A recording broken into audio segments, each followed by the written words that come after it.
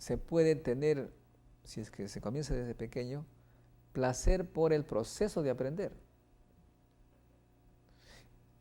Todo lo que me ha pasado en la vida ha sido básicamente por tener el placer en el proceso de aprender, no en el saber, sino en el proceso, ¿no?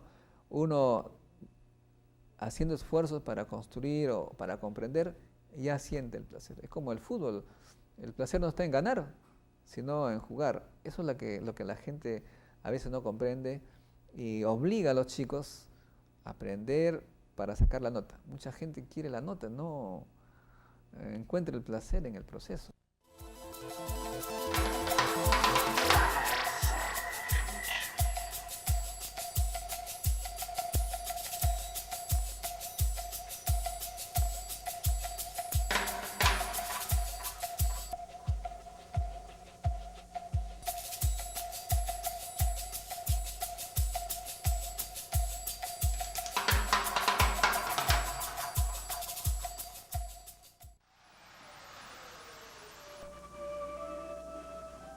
Yo nací pues en el año 49, en Salpo. Salpo es un pueblito a 3.550 metros sobre el nivel del mar, en la sierra de Trujillo. Mi padre era obrero de CIDE Perú. Entonces cuando yo cuando yo le iba a dejar el desayuno, por ejemplo, a su trabajo, en el camino, te podrás imaginar, atravesar pues la planta de hierro, la planta de acero, con toda la tecnología que en esa época era la planta más moderna, una de las más modernas de América del Sur, y que estaba dirigida por franceses. O sea que tuve contacto con la tecnología de alto nivel. La secundaria técnica la hice en Chimbote. Yo regresé a Chimbote con mi madre y es allí donde mi papá, sin consultarme, me puso en un instituto técnico. No me consultó. No me consultó. Me sentí un poco frustrado al principio porque eso era para trabajar a los 15 años, era técnico, ¿no? Pero a los 6 meses me sentí feliz porque había cosas que me gustaban, experimentos, ¿no? Hacíamos circuitos, es una cosa prácticamente de laboratorio. Al terminar la secundaria técnica, por haber sido el primero o uno de los primeros, me envían becado al José Pardo para seguir la carrera de técnico, pero ya a un nivel superior, técnico de mando medio le llamaban, ¿no? Ya era una especie de eslabón entre el ingeniero y el técnico. Y en este instituto, en el Politécnico José Pardo, era interno, también hay pues experiencias interesantes que poco a poco me fueron desviando a la física y a las matemáticas, motivo por el cual pregunté dónde había una facultad que me enseñe una carrera para pensar, para comprender la física, la matemática, la química. Y justo había una facultad que tenía ese nombre. Era como algo que me caía del cielo, era Facultad de Ciencias Físicas y Matemáticas. Era como un poco más y decían, esta facultad está hecha para ti. Lo único que era difícil era el ingreso, ¿no?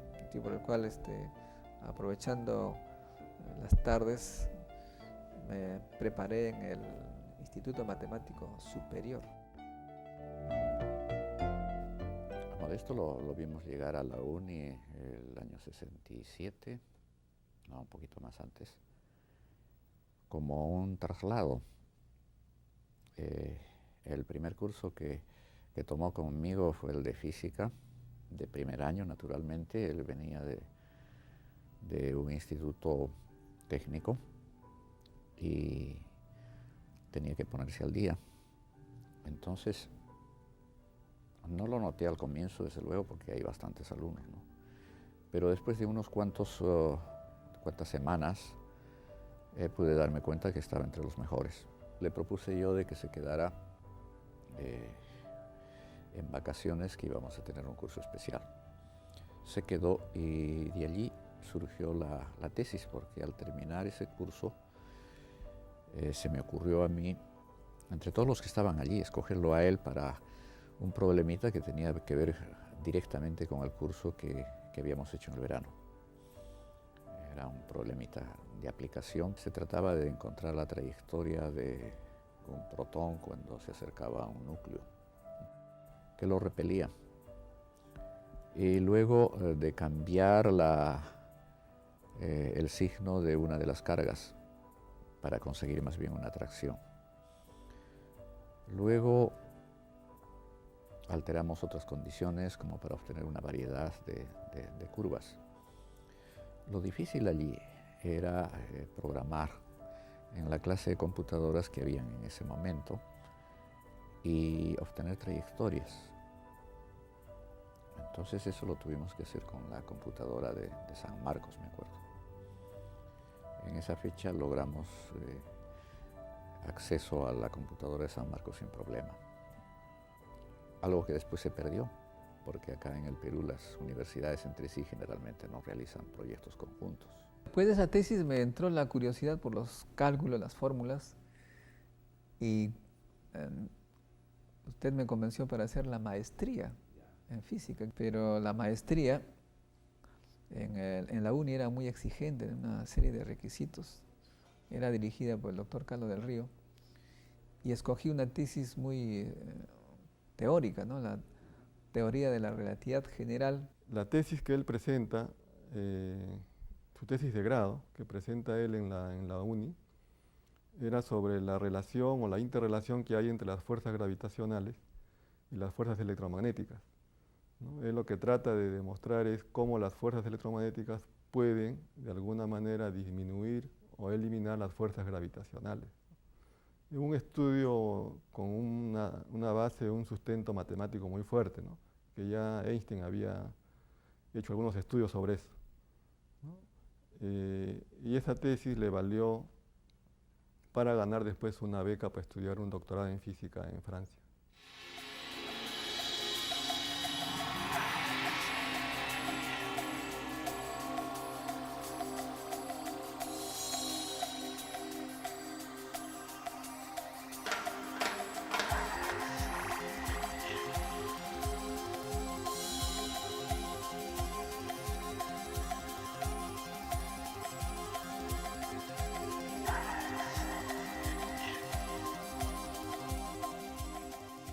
Este es un reactor de investigación de 10 megavatios de potencia que sirve esencialmente para producir neutrones en gran cantidad, radiación neutrónica en otras palabras.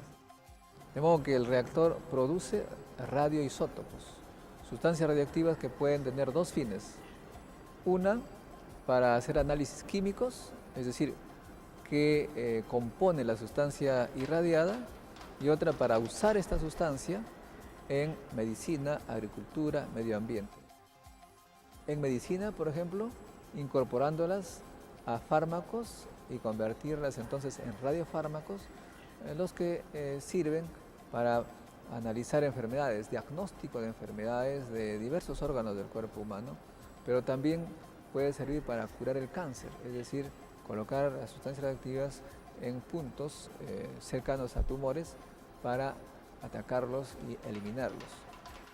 Del centro del reactor salen rayos neutrónicos a través de tubos especiales que van a dar por ejemplo, esta ventana, que es una de las salidas de los neutrones, que luego van a ser utilizadas en un instrumento que se instala en este goniómetro, un instrumento llamado difractómetro. ¿Para qué sirve un difractómetro? Sirve para estudiar el ordenamiento de los átomos en los materiales, y el ordenamiento de los átomos tiene que ver con las propiedades que nosotros queremos. Además de identificar químicamente el elemento, se puede deducir las propiedades de los materiales.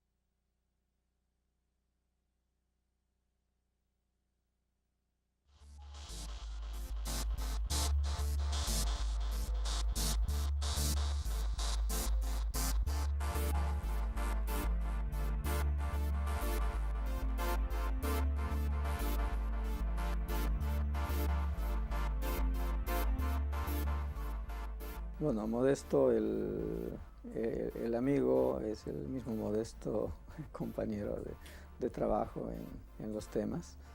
Él es una persona muy inteligente,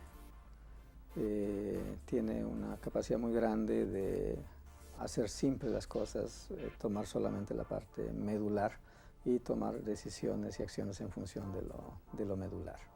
Él es una persona bastante sensible, en el sentido de que entiende muy bien cómo actúan y cómo reaccionan las personas.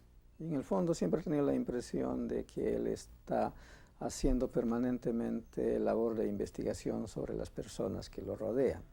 Siempre él lo que hace es preguntas muy inquisitivas, bromas, y muchas de sus preguntas van orientadas un poco a motivar a que la persona con la que él está interactuando reaccione y muestre sus particularidades internas.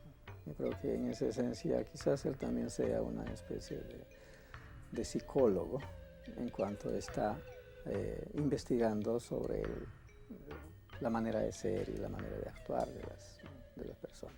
El Instituto de Física Nuclear de Orsay, curiosamente, contrario a lo que sucede en el Perú, selecciona a los profesores de todas las universidades y a los alumnos de todas las universidades.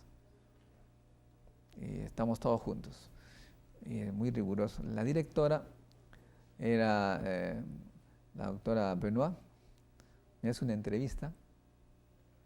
Me dice, pero acá hay que saber el francés en forma fluida para llevar los cursos. No, digo, pero va a tener dificultades. Al año, después de esto, la directora me llama, me dice, señor Montoya, usted ha quedado entre los primeros. Y hay una ley que ha salido de que a los primeros hay que darles una alocación especial, que era en realidad un fondo de investigación para hacerla en cualquier lugar. O sea, uno podía escoger su laboratorio para hacer su tesis. Mi objetivo era tener el mínimo tiempo en París. Y esa pasión y esa decisión me empujó a hacer la tesis no en 3 o 4 años como acostumbraban allá, sino lo hice en 1 año. La tesis de doctorado lo hice en 1 año. ¿El tercer ciclo? Sí. Y ahí me produjo un efecto contrario a lo planeado, ¿no?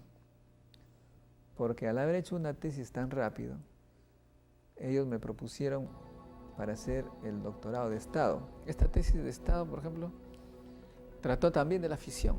Y bueno, igual la tesis de Estado también la hice en tiempo más o menos récord, ¿no? Normalmente se puede tomar 5, 6, 7, 8 años.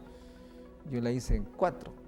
Y me vine inmediatamente, terminé la tesis, en octubre me vine inmediatamente a Lima, y acá en el IPEN estaba pues el general Barreda. Le digo, y Benjamín Martí Corena, ¿hay trabajo en el IPEN? ¿Y usted qué sabe hacer?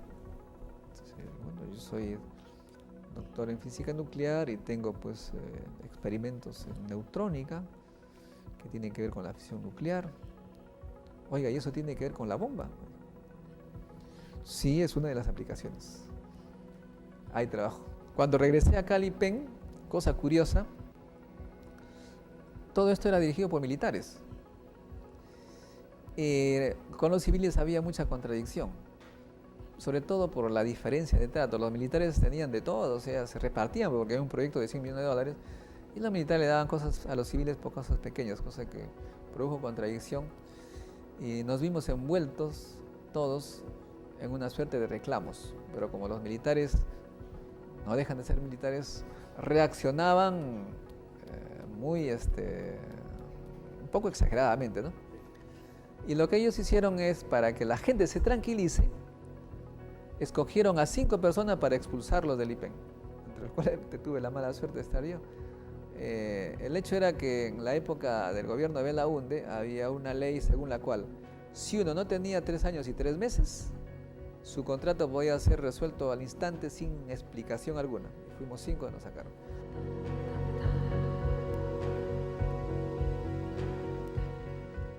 En esa época, creo que en el año 83, 84, hubo una huelga en el IPEN y él un poco apoya a los investigadores o a los profesionales y a los técnicos del IPEN, y eso le costó que el presidente del IPEN de ese momento, que era un general del ejército, lo expulse de la institución. Él me cuenta que no tiene ningún resentimiento con este general, porque al contrario, cuando le expulsan del IPEN, a él lo convocan de Alemania a estudiar allá unos temas de investigación sobre su especialidad, y de ahí también creo que viaja a Estados Unidos a hacer investigación sobre el mismo tema. Creo que estuvo cerca de 2 o 3 años en el extranjero haciendo investigación. El año 87, 88, el doctor Víctor Latorre es presidente del IPEN, y el doctor Víctor Latorre fue nuestro profesor de física en la UNI cuando éramos estudiantes. Y ya sabía que el doctor Montoya tenía el doctorado de Estado en física nuclear, y lo convoca nuevamente para que regrese a trabajar en el IPEN.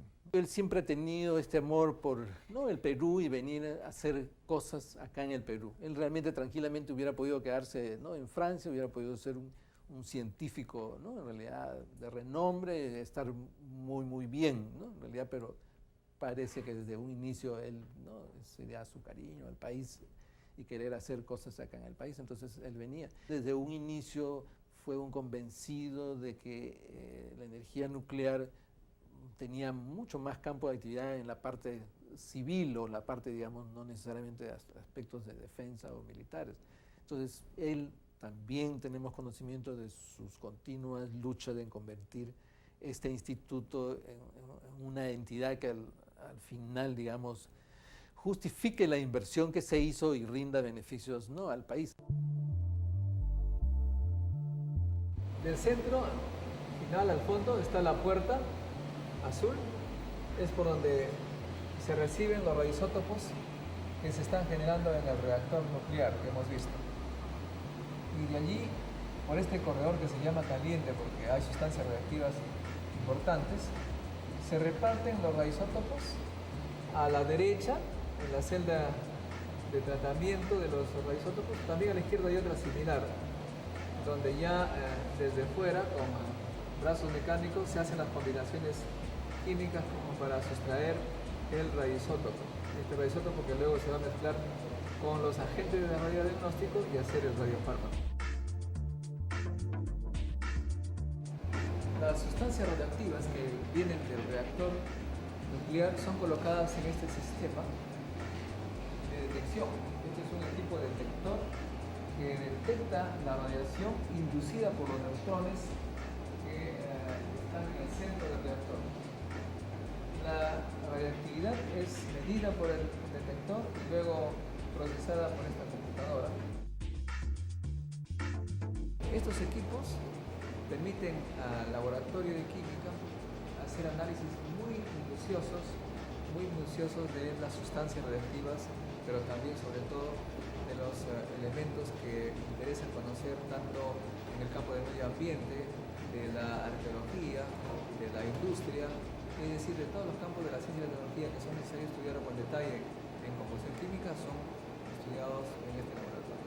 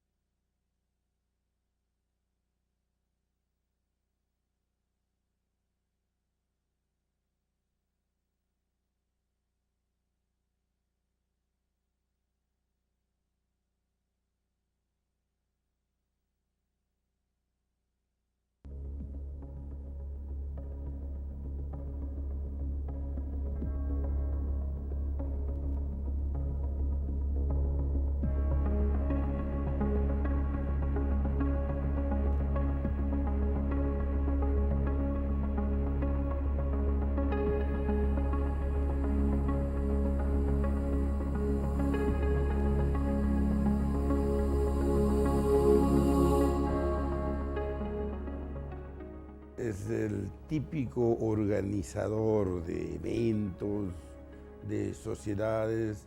Participó desde muy joven cuando en la formación de la Sociedad de Física de acá de Perú.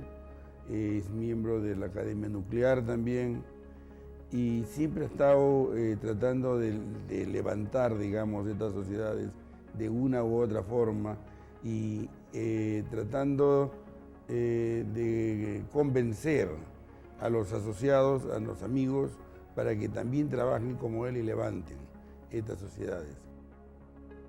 Acá en el IPEN, cuando ingresé en el 82, comprendí que estábamos en otro mundo y que se trataba de resolver problemas reales del país, cosa que me parece razonable, aunque no debe ser excluyente, motivo por el cual me puse a verle la aplicación de la física nuclear a la solución de problemas concretos. Y allí, después de hacer un recorrido por el mundo mentalmente y algunos físicamente, algunos países físicamente visité, me di cuenta que había un campo fundamental para el país. Y creo que en algún momento usted también lo pensó e influyó para que algunos vayan por ese campo, que es la física médica. La aplicación de la física a la medicina. En concreto, el cálculo para hacer terapia del cáncer. Acá tenemos un equipo que sirve para verificar si el equipo de rayos X está bien colimado, que significa que apunta bien a donde uno tiene que tomar la imagen. Se pone una placa debajo, los rayos están bien colimados, se va a dar una imagen perfecta dentro del cuadrado que indica. Y si ponemos este dispositivo, tendríamos una sombra perfecta si es que está bien colimada. Acá se dibuja el pantallazo, los rayos que vienen de la fuente, este rectángulo. Y que vemos está totalmente desviado, no está en el centro, tendría que estar perfectamente encajando en el rectángulo de la placa. En este caso coincide más o menos de forma aceptable con el rectángulo de la placa metálica que hemos puesto allí. La importancia de este dispositivo es que nos permite verificar si es que los equipos de rayos X de cualquier laboratorio están bien colimados. Si no estuvieran y nos quieren tomar la imagen de un pulmón, no estarían apuntando al pulmón sino al costado, lo que obligaría a duplicar la dosis para tomar otra radiografía, y un aumento de dosis conlleva riesgo de cáncer innecesarios para el paciente.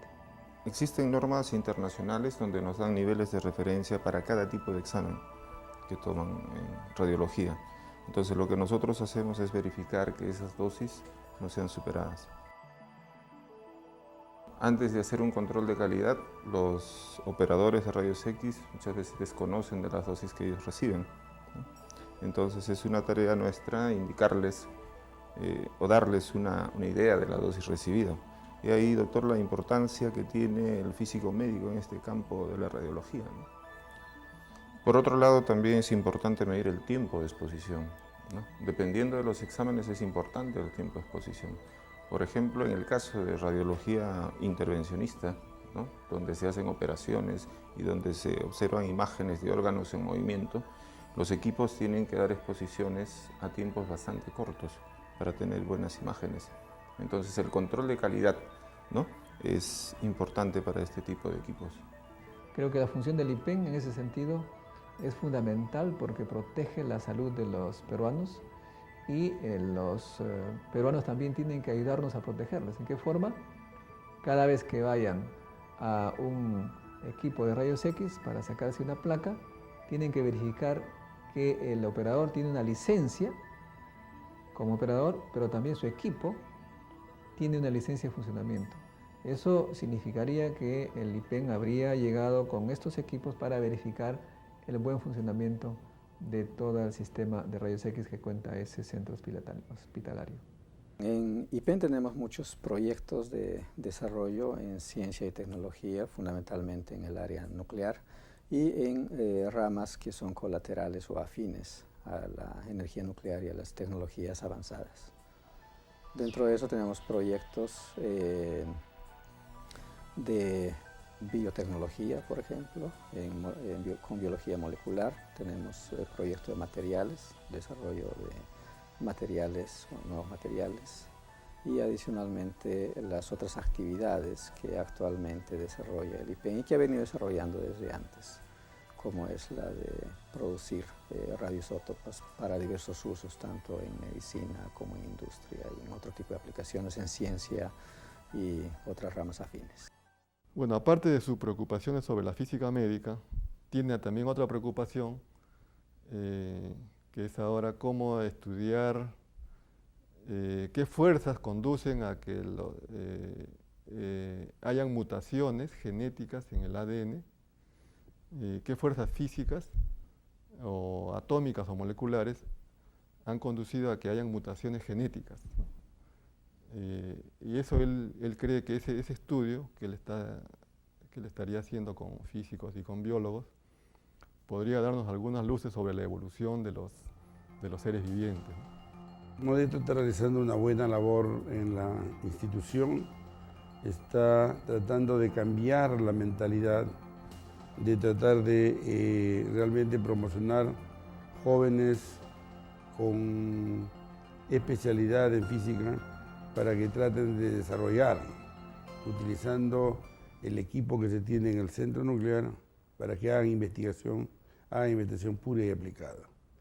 Por otro lado, también impulsa la creación o la asociación del mismo centro para realizar trabajos que tengan impacto nacional. Es el caso, por ejemplo, que le contaba, que el IPEN está asociado con una empresa nacional que hace ensayos no destructivos y en el cual se está realizando el control de calidad de las soldaduras del oleoducto Camisea, el gasoducto Camisea. Entonces esto es, digamos, un impulso muy fuerte del IPEN a la empresa privada para dar solución a un problema que es muy importante para el país, que el gas de Camisea llegue a las amas de casa, a los industriales y que se pueda exportar. Lo que finalmente me ha demostrado estos viajes al extranjero es que la formación que nosotros recibimos en la Universidad de Ingeniería y las peruanas en general es muy buena. Estamos entrenados para hacer buena ciencia. Y cuando estamos en el extranjero, al principio estamos un poco tímidos, pero pasa el tiempo y descubrimos que los científicos de allá no son ni peores ni mejores que nosotros, sino que podemos contribuir, ¿no? Pero sí también lo que he descubierto en ese campo es que acá en el Perú no le dan valor a esas cosas. O sea, los investigadores no son valorados, su trabajo no es tomado en cuenta. Mientras que allá la valoración que le da la sociedad es inmensa. Acá nosotros los científicos en el Perú no nos toman en cuenta, pues, o sea, pasamos totalmente desapercibidos. Ese hecho creo yo que permite el crecimiento de la ciencia. Son cosas banales tal vez, pero los niños se dan cuenta que en esa sociedad valoran al científico. Acá no, pues entonces hay un desvío de las vocaciones. El desarrollo de un país va muy de la mano con el desarrollo de la ciencia y la tecnología, ¿no? Y un soporte muy fuerte en educación. Y ese soporte fuerte en educación, él estima de que tiene que ser desde la niñez. Entonces, esa preocupación de él, ese sentimiento de él mismo, hace que, creo que hace 10 años, él funda en su casa una escuela para niños, ¿no? Un centro de preparación científica y tecnológica para niños, ¿no? Que es el CEPRESID. Hace una escuela para niños, no de teoría, no de pizarra, sino de experimentos muy simples que él ya ha diseñado y que los tiene en su casa. El objetivo es buscar el interés de los niños, ¿no? O sea, niños de 7, 8, 9, 10 años. Ese es el interés principal. Pero también hace participar a adolescentes inclusive algunos profesionales van ahí a participar, pero los hace de alguna manera competir. Y en algunas circunstancias, en algunos experimentos muy simples, los niños han resultado tener más astucia, más picardía en la solución de algunos problemas, ¿no? Que inclusive que algunos ya profesionales, ¿no? Entonces, eso a él lo alienta a seguir con esta tarea de buscar genios desde la niñez, ¿no?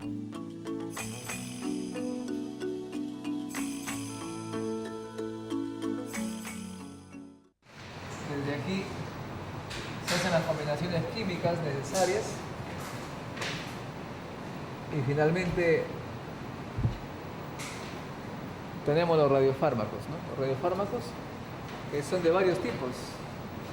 Acá esto es el tecnecio, acá tenemos samario, que sirve para el dolor, para calmar el dolor de huesos, para el cáncer de hueso. Y aquí tenemos otra más, la de molibdeno. Estas son laboratorios radioquímicos que hay que manipularlas con brazos mecánicos. Una vez que se producen los radiofármacos, se van a colocar en un almacén. De la celda que hemos visto salen las sustancias radioactivas.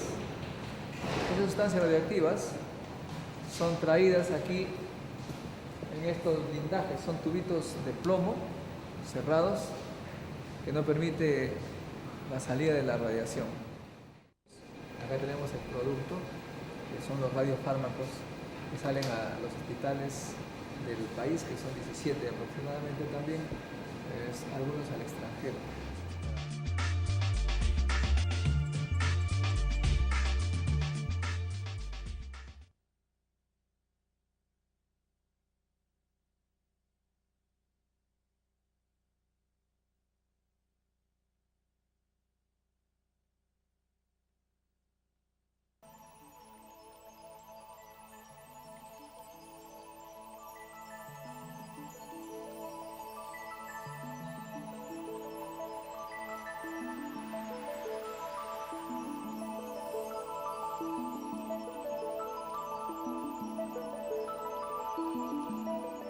En Modesto creo que debemos considerar varios aspectos en cuanto a su aporte a la ciencia y la tecnología. Una parte es su labor docente. Él desde hace mucho tiempo es docente tanto en la Universidad Nacional de Ingeniería como en las maestrías conjuntas que hace IPEN con las diversas universidades. Ese es un aspecto. El otro aspecto ha sido siempre su labor de divulgación. Él ha participado activamente en periodismo científico-tecnológico y tiene una particularidad muy interesante que es la de los conceptos que son complejos, los pone de tal manera que sean entendibles para cualquier persona. Y esa es evidentemente una ventaja que él tiene en su labor periodística. Y como tal ha promovido mucho el desarrollo de la ciencia y tecnología y ha estado siempre llamando la atención de la poca importancia que los políticos, por ejemplo, dan a la ciencia y tecnología. Y una de sus metas es la de hacer que la ciencia y tecnología esté divulgada ampliamente, que convoque mucha gente y que finalmente sea de interés de los políticos, que normalmente ven solamente el corto o mediano plazo y en muchos casos no ven la proyección a largo plazo, que es evidentemente la proyección que tiene la ciencia y tecnología para el desarrollo de un país. Yo creo que hay que hacer más esfuerzo y una de las cosas que realmente son muy interesantes de lo que ha hecho Modesto es este encuentro internacional que lo hace 2 veces al año, en el cual da oportunidad a jóvenes a presentar trabajo, no solamente los físicos que viven acá o ingenieros que hacen investigación acá en el Perú, sino mayormente los físicos peruanos y no peruanos que están en el extranjero, que quieran venir y exponer sus trabajos, que son de mucha importancia y aplicación acá en el quehacer nacional. Entonces, eso hay que seguirlo impulsando, hay que seguirlo ayudando, y para que mañana más tarde crezca esto y nosotros podamos tener una tecnología depurada que nos permita eso aplicar a la industria y a todo el quehacer nacional para poder sacar este país adelante. La gente común y corriente todavía no tiene la idea de la ciencia en forma completa, y algunos piensan que es una carrera de vocación, pero que no tiene gran futuro, ¿no? Científico, ¿de qué va a vivir?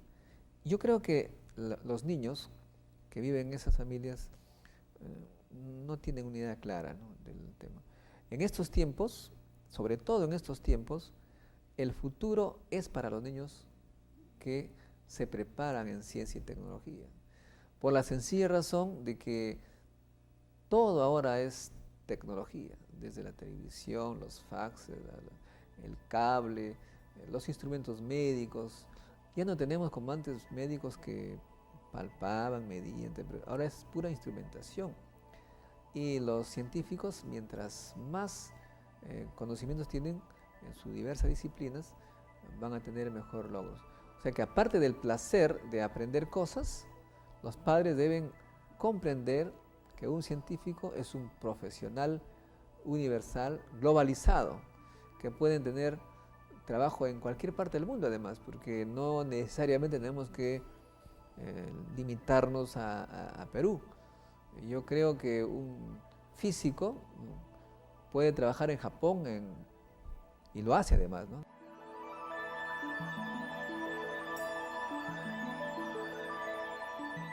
Los científicos, cuando se preparan en el Perú, en la escuelita o en la universidad de ciencias, ese tiene un mundo entero a su disposición, siempre y cuando aprenda pues adecuadamente las bases científicas. Creo que por otro lado que este mensaje, que es concreto, real, no es utópico, debe hacer comprender a los padres de familia y a los niños que la mejor carrera que pueden tener en este momento es una carrera de ciencia, si quieren ver el mundo a su disposición. El tema, por otro lado, es ¿por qué estamos tan mal en ciencias? Primero, que tenemos una deficiencia en la formación de los profesores. Los profesores no saben ciencia, muy pocos son los que conocen. Yo he podido ver en la experiencia que he tenido como profesor, que incluso muchos profesores universitarios no saben lo que enseñan. Usted seguramente lo ha comprobado también. Y los profesores de secundaria menos. He visto decir cosas falsas delante del alumno. Y obviamente cuando el alumno descubre que era falso, pues pierde el respeto por los profesores. Creo que es necesario, primero, mejorar la educación. Y yo no soy de aquellos que hay que darnos más plata. No. La plata es necesaria, pero no se comienza por pedir más plata, se comienza por optimizar el sistema que se tiene actualmente. Un ejemplo concreto: el Instituto Peruano de Energía Nuclear, entre sus proyectos, tiene de dar enseñanza gratuita sobre los conceptos básicos de la física nuclear a todo el Perú. Gratis. Alguien me puede decir, bueno, ¿y los pasajes quién me paga? Bueno, que vengan pues los del barrio que nos rodea, en San Borja. Los profesores de todo San Borja y San Isidro vienen acá, nosotros les enseñamos gratis. Le he dicho al ministro respectivo de Educación, al viceministro más propiamente, que lo único que tiene que hacer el ministerio es invitarnos. Incluso nosotros podemos ir a las UCES a darle la preparación en ciencias básicas. Bueno, su trabajo que está haciendo en el IPEN ahora es importante por varias razones, ¿no? Primero, porque él está preocupado ahora con esta emergencia educativa en buscar una relación del IPEN con las universidades y con el Ministerio de Educación. Él trataría de buscar un convenio para poder formar, capacitar, actualizar a los profesores de educación secundaria, tanto de física, química, matemáticas y biología, capacitarlos a nivel de teoría y también a nivel experimental, ¿no? El IPEN tiene una infraestructura muy buena y tiene profesionales de muy alto nivel que puede aportar al sistema educativo del país. Lo que hacemos es identificar problemas. ¿Qué problemas tiene el Perú y cómo podemos participar en su solución? ¿Y qué problemas tenemos en el Perú? Hemos identificado, primero, que nuestras materias primas pierden cada vez más valor y muchas de ellas las estamos deteriorando. Productos naturales de igual forma. Un caso concreto, la alpaca. Somos el mayor productor de alpaca del mundo, pero no en calidad. La mejor lana de alpaca viene de Estados Unidos y de Australia. Y un kilo de buena lana cuesta $1000 y nosotros estamos vendiendo en masa por $100. Eso no puede ser. ¿A qué se debe eso? Que se ha descuidado la gestión científica de la alpaca y tenemos ahora un proyecto para mejorar la lana de alpaca genéticamente utilizando la biología molecular. Igual con el algodón. El algodón, imagínense que ahora estamos nosotros, bueno, los empresarios, los textileros peruanos están tratando de levantar los aranceles para la importación de algodón porque nosotros no producimos la mejor calidad de algodón por un deterioro en la gestión del algodón. Queremos reinvertir esto y decir, mejoremos genéticamente el algodón. Para ello tenemos necesidad de físicos, químicos y biólogos, todos en conjunto para resolver este problema. Tenemos también el problema de la madera, que vendemos a $100 un tremendo árbol, cuando en Estados Unidos ese árbol se convierte en $50.000 por el procesamiento de la madera, por el diseño, por el mueble. Podemos hacer, por lo menos en el instituto, un estudio de procesamiento de madera. Hemos contratado biólogos, químicos y físicos, entre los mejores del país, para atacar esos problemas. De modo que nuestros proyectos, además, tienen que ver con una multidisciplinaridad y multiinstitucional, porque estos problemas no los vamos a resolver solos, tiene que participar Agraria, la UNI y NIA. Tenemos que hacer la solución en forma óptima, utilizando recursos de todos. En el fondo lo que quiero decir es que los institutos y universidades deben optimizar sus recursos. Tenemos, usted lo sabe muy bien, cualquier cantidad de maestrías en física, cuando podemos hacer una sola de primerísima calidad, de nivel internacional. No es posible tener 3, 4 alumnos en cada universidad y tener 7 maestrías. Podemos tener una sola con 20 alumnos, los mejores, con los mejores profesores. Creo que entonces no estamos en la época de pedir dinero, sobre todo cuando el país no tiene, sino en optimizar lo que el Estado nos ha dado. Creo que esa es una parte muy importante que está haciendo el IPEN, porque tiene una maestría en física médica, una maestría en tecnología nuclear, la aplicación de las técnicas nucleares para resolver los problemas del país, convocando a los mejores alumnos, becándolos para que no se preocupen en otra cosa sino en estudiar, contratando profesores, trayendo expertos del mundo entero y sobre todo haciendo este tremendo encuentro científico internacional 2 veces al año con científicos que vienen de todo el mundo para que haya una mejor colaboración de nuestros amigos peruanos que se nos han quedado en el extranjero y que no tengo ningún sentimiento de reproche contra ellos porque uno vive donde se siente mejor. Yo me siento mejor en el Perú, pero lo que sí tenemos que hacer es que donde estemos podamos colaborar para la solución de problemas peruanos. Y no solamente peruanos, sino amigos del Perú, que usted conoce muchos, que están dispuestos a colaborar, porque las fronteras se han borrado en ese sentido para la ciencia. Y para los problemas también, porque los problemas ambientales son de todo el mundo. De modo que, así es, de modo que la mejor invocación que le puedo dar a los chicos que puedan escuchar estas palabras es decirle: la ciencia es el futuro. Sin ciencia no hay futuro.